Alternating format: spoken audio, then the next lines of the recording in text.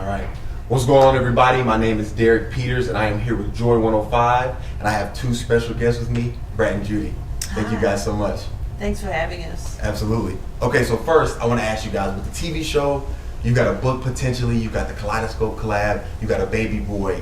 You guys are spending so much time together. How are y'all not getting sick of each other? Oh my God. How do you not miss each other? I miss her when I'm away from her. When I go to work, I miss her and my son really bad. I FaceTime them all the time. She has to send me pictures of them. Yeah, but we stay busy. Like, she is working constantly all day. She's on Zooms and the computer. You know, sometimes I may not see her until towards the end of the day. When I'm off of work, I go do radio in the morning. I leave the house, and then I do Dish Nation, and then, then I come back home. So I do miss them when I'm away from them. But she's super busy, so we both are pretty busy. So when we come together, then that's our time together with our son as well. Got you. And I think we kind of got used to being around each other all the time. Especially, we were around each other all the time before COVID. Yeah. Every single day. I couldn't stay away from you, girl. That's good. Yeah. Okay, so Brett, I want to ask you, before it was up to you to have the baby, were you comfortable with maybe never having children? Did you decide, I don't think I want to birth my own children? What was that like for you when it was all up to you? Yeah, for me, I just thought it wasn't in the cards for me anymore. Once I passed the age of 35, I was like, okay, Lord, then I guess it's not going to happen. Of course, back in the day when you're younger and you messing around with boys and stuff, and you may be pregnant or you may not, it's a scary thing. But I feel like because that never happened, I never ended up pregnant or whatever, I just thought it wasn't in the cards for me, because everybody doesn't have children, and that's okay. So I felt like once I was at an older age, it just wasn't going to happen for me. I had no idea that I would still be able to. Gotcha. And for you, Judy, of course, it's always disappointing when you hear because of body complications you can't do something like have children. Were you kind of a little bit relieved, like, at least I don't have to carry a baby for 9 months? No, because I would have carried our baby. I think it was more so me wanting her to experience what pregnancy and motherhood is like, because she's so nurturing. So I knew she would appreciate all parts of it, every single part of it. When the baby first moved, the first time we hit a heartbeat, all of the things, and she did. I did, and Absolutely. I do, yeah. So I was binge watching the show last night, and there was a segment where you guys are sitting together and you're talking about how both of you grew up in the conservative Christian South. I'm also from the South. I grew up in that. And first I want to say I really like that you guys are open to talking about that. I think now religion isn't as popular as it used to be, and a lot of us are ashamed to speak on where we come from and even what we like about the church, because it's not as popular, it's seen as oppressive. Right. And for you guys, I want to ask, what was the reception been like from your family, from those around you that like from the conservative black society that you came from, being together and having a child? And also on top of that, how do you guys feel about raising a boy together as two women, being that where we come from, that's not popular as like a traditional family structure? I don't think anything about us is traditional. It's our lives, it's our story, our journey, our book, our movie, and we create the screenplay, the screenwriter, the script, or whatever you want to call it. We did grow up in church. Our families were very deep in church. I think that has molded us. It molded our hearts, and we both love God and we're God-fearing, and we credit God with everything that happens to us. Even if it's something negative, it happened because there's a lesson to be learned. We've learned how to look at things and not regret anything, because had one thing not happened, you may not be where you are in life now. So we've grown and we've matured, and we're grateful for those church moments, those God moments. I'm grateful for growing up in a sanctified church. My grandmother was sanctified to the bone, to the core. You couldn't wear dresses above your knees, no makeup, no toe and heel out shoes. You could only listen to gospel music. I mean, there was, but I'm grateful for that, because that grounded me as a child. I played the drums. I learned all my instruments. I learned about music from being in church. So I'm grateful for those moments, and I wouldn't change anything about any of it. Absolutely. What about you?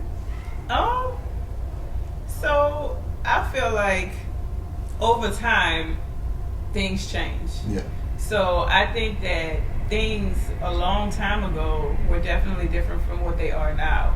I feel like my parents, my father who is now deceased, but my mom that's here, she didn't, in the beginning, she might not have understood, but now she looks at it for love. Yeah. Now she looks at it for happiness. Now she looks at it for what the relationship actually is versus the gender. Mm-hmm. So I think we have progressed to be there because my mom loves beautiful. Yeah. Beautiful. And they probably text more than I text her. So yeah, I think we're... Plus, I think our parents, they see what we go through in different relationships. Yeah. And some of those other relationships with the opposite sex were not as positive, were not as loving, where they may have wanted you to be with whoever that person is, and that person didn't treat you well. Yeah. Now they see their children happy, they love their children, they love us, so they want us to be happy, and they love our love. Absolutely. As far as two women raising a boy,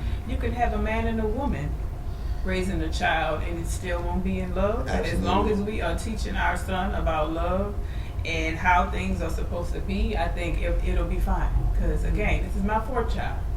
Absolutely. To that point, I want to say, like, watching the show, you can definitely pick up on how much you guys love each other. There's like this baby voice you guys talk to each other with. It's the cutest thing. And look, people either love it or they hate it. Yeah. It's one or the other. They either love it or they hate it. Do. And I don't know, she started that. I think. Yeah, she started that. Because that's how you make me feel. You make me feel like, beautiful, you want me to get you to. So would you say you guys like speak to your inner child, maybe? Maybe so. Yeah. I just think it's just a love thing. Yeah, she makes me feel butterflies inside and like shy, and like when I have to play a new song for her or something, I'm like nervous and shy, and I want her to love it, and everything I do, I want her approval, and I want her to be proud of me. So yeah, it is kind of like bringing out your inner child. Cool. Okay, so you mentioned just before, like, your mom coming to an understanding and seeing it for love. And for me, as a younger man, I'm cultivating my own belief. What do I believe? How do I see God in the Bible and religion? And what do I base my morals on? Mm-hmm. For you guys, as young adults exploring your sexuality, was it difficult having to cultivate your own belief based on who you are naturally, even though it's not what our family members agree with? So I was a rebellious child. So I know what people told me, but whatever it is that I wanted to do, I did. Yeah. Even with the understanding that somebody told me that this isn't right, somebody told me whatever. But I feel like that fearlessness also cultivated me into being a businesswoman that I am today. So that's my side.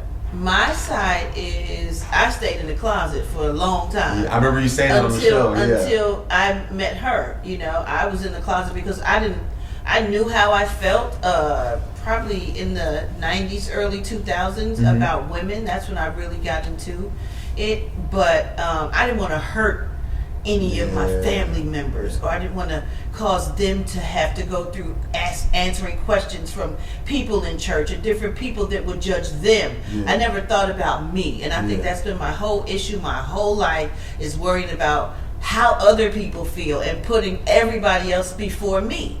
My wife made me see who I was, and I needed to come first before anybody else, because if I'm not happy, I can't make somebody else happy. Exactly. 100%. To the point of you, what do you think, what do you contribute to keeping you so relevant years later? A lot of our OGs, our legends, they don't know how to evolve and maintain and stay relevant. How do you do it? That's a great question. I think I pray a lot. I think God has given me so many talents, and I'm not just a writer or a producer or a rapper or entertainer. I'm able to, I think I have like the gift of gab. Like I'm blessed to do TV and I'm blessed to do radio, and for some reason people love to hear my voice, and they identify with something when I talk, and they can relate to the things I say. So I think that's probably it. And plus, I'm not a quitter. I'm not gonna crawl under a rock and just die, and if I can't make a song, it's gotta be, I'm not a one-trick pony. I'm not gonna just I'm not just going to live in a box. So there's so many other things in life that I will do or experience before I just go under and be quiet. I'm too big of a spirit to do that. Absolutely. And for you, Judy, you mentioned how this is your fourth child before you were a single mother. What has it been like for you getting to do it as a couple with someone else? Were you scared coming into it? And do you feel like you're showing her how to be a parent? Mm-hmm. Are you letting her learn on her own? What's that been like, getting to co-parent with someone and you guys are together and it's your child and there's no going back and forth? I don't do anything on my own. She's there for everything. Go ahead. I'm sorry. It's great co-parenting with her. I do give some insight, mm-hmm. but I also let her lead the way because I don't want her to feel like I don't want her to not feel empowered to make a decision. So when our baby is crying, mm-hmm. and she wants to call a pediatrician 17 times, but I've told her that he has gas, I'm not going to say don't call a pediatrician. I let her call a pediatrician 17 times. Yeah. I explain to her what gas is and how it's going to be, but whatever it is that she wants to do, I never take that away. So I'm here to support, but not to take away from. So if she has a question, I'm going to answer. I'm going to give some insight, but I would never try to, reduce her in any way or make her feel like, hey, I did this already. This is how it's supposed to go. I empower her to lead this journey, and I just support.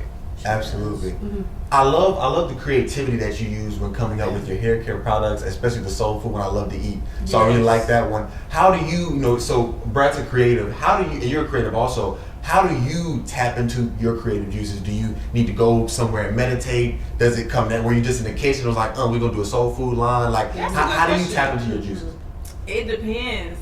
Like if it's something that I have to come up with and it's almost like, okay, I need to figure this out, I might actually take a drive. Me and she always tell me all the time, where you going? I'd be like, I don't know, sometimes you just have to drive. Yeah. You get in a car and you don't have any destination. Yeah, you just drive. Or I listen to some music. Or even what I like to do sometimes is cut on the television and watch commercials. Okay. So commercials are very inspiring for me. So just doing whatever it is that stimulates my brain personally is what I feel works best for me. I love the fearlessness. I saw the one with Sexy Red. I thought that was hilarious. But a lot of brands, especially big ones like yours, are afraid to take a risk like that. Right. When I tell you that was extremely risky. Yes. It was extremely risky, but my brand has stood for inclusivity for a very long time before it was a fad. Yeah. So I'm a person that has been plus size, that was colorful hair. Before we had a baby, I wore like long nails, and so I just felt like it should be okay for you to be you, how you are. Show up as your authentic self, how you are, and that we welcome everybody. Because I'm a Christian, but I also curse sometimes. Absolutely. So I'll show up in church, but I might twerk sometimes. But it should be okay to do that. You shouldn't have to show up in one form at all times. Right. Absolutely. That's so boring. And we love Sexy Red. She is herself, honey. Yeah, she's amazing. She is herself wherever she goes. So let me ask you this: what has made you? Of course, you've been a celebrity for years. You've been killing it entrepreneurially for years. But what makes you guys so comfortable with putting all of these intimate details about your life? Whether it's the lovey-doveyness between you, the fights with your family members, the difficulties with being a step parent. What makes you guys so comfortable with putting this out for everyone to see? I was not at first.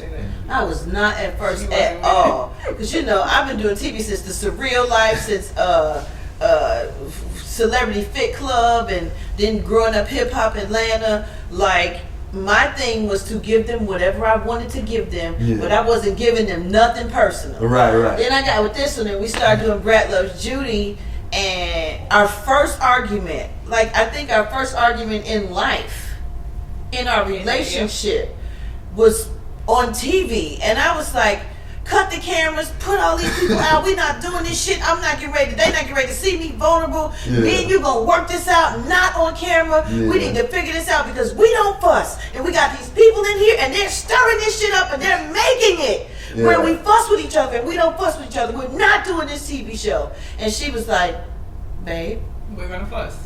We're gonna fuss. And we're gonna resolve it with the cameras around. Don't put them out. I feel like, let this happen because we know that we're going to figure it out. Right. It's uncomfortable right now. Ooh. But once it's resolved, they have now seen that it can be resolved. Right? We're human, And even though it might be a bad day, it's not a bad month. It's not a bad week. It's just a bad day, or it's just a bad moment, and it doesn't even have to be a whole bad day. Absolutely. So now that was, and it was over some stupid shit. So it was over. We were cleaning out the bottom of the house, and we were throwing stuff away. And the little weed eater string. That wasn't the first one. That was the first one when we were putting together the toys.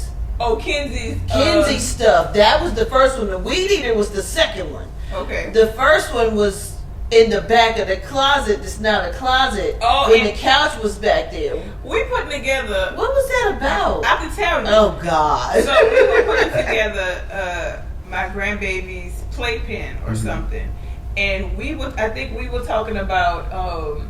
We were talking about hiring people to do it or not. Like, why are we doing this? And you said you just want people. You just want people to listen to you and do what they say. And I was like, why would you say that? And you remember that? Yeah, you just want people to listen what you gotta say and do like, what you want them to do. Right? Why would you say that to me? And I'm just trying to explain to you this stuff about the playpen. It was some stupid.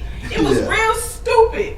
But I felt like don't put them out to win or something. Right. You would always be right or something. I don't remember. Because she overthinks everything. I was like, don't put them out. Let the camera stay. Let us go through this. Let's go through this debate. Yeah. And then they're gonna film the other side of it too when we get along. Right. I was not with it. I was not with it. I didn't want them to see me be vulnerable. You got to think I've been the brat all my life. Yeah. Like I've been tough, hardcore tough. I never cried in Chicago. I was taught to not cry. When you cry, people see your weakness, and then they know when they can make you weak. That's when they can swoop in and really hurt you and tear you down, and that could be the death of you. That's it for you. So I was always taught to not cry. But during this, I'm like, oh my God, so now the world's going to see me vulnerable. I'm never going to be able to make another rap record again. I know, but say the other side of it. Are you happy that you did Oh, it? I'm very happy. Absolutely. Yeah, because there's a lot of people that we move. There's a lot of different people that we see in public and say how much, we've inspired them. And true. So, yeah. That's amazing. Yeah. So, bringing up a child in the light and immediately on camera, of course, no parents are perfect. You'll never always get it right. But how do you guys plan to raise him in the limelight while still shielding him and exposing him when it's appropriate to the social media? I'm not trying to catch you up. Nobody said this is because we both said even though we started here, if he decides that he doesn't want to be there, then he doesn't have to be there. He doesn't have to show up. So, right. Yeah. Yeah, we're gonna roll with whatever he feels as he starts getting into his feelings and stuff. We're gonna roll with if he doesn't like being in the limelight, he doesn't have to. One of our sons is not feeling the limelight at all. Right. He's very smart. He has an amazing job. He's like very computer literate. Yeah. IT tech, very smart, bright. Right. Don't care nothing about the limelight. Don't want to be on nothing. Yeah. Don't post. Don't nothing. Yeah. So if our son is like that, then whatever he wants, we're gonna support. Absolutely. So, what if he gets old and he's like, I think I want to connect with my father? How would you guys react?